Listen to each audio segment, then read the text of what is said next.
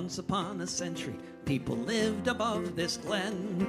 There were 50 houses here with parents and their children. But someone said they owned what those for generations had called their homes across the Scottish nation.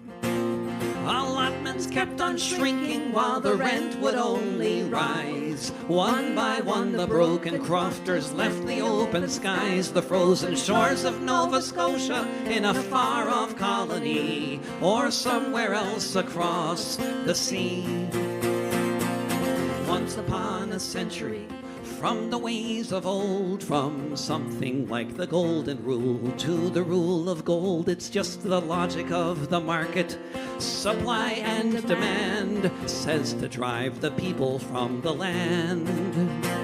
Instead of eerie silence reverberating all around among the gardeners and shepherds, you would hear the sound of the pipes and drums and choirs, of the songs that would be sung and the stories that were told in the Gaelic tongue.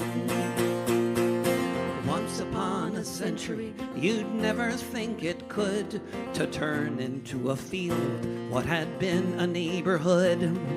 Once there were the promises of loyalty or clan, and then there was just profit if you can. If we travel back to a different time and space, it was possible for most to afford to live someplace. But it's the logic of the market, each investor's conviction. More money is just grounds for an eviction.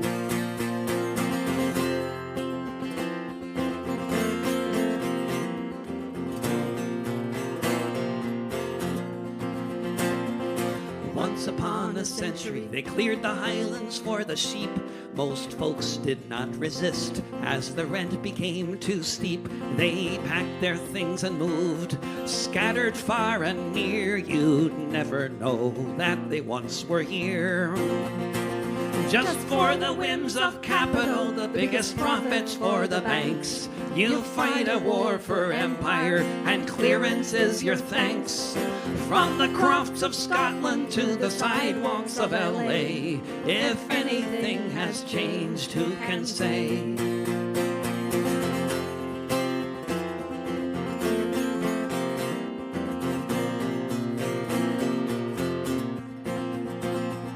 Once upon a century, people lived above this glen. There were 50 houses here with parents and their children.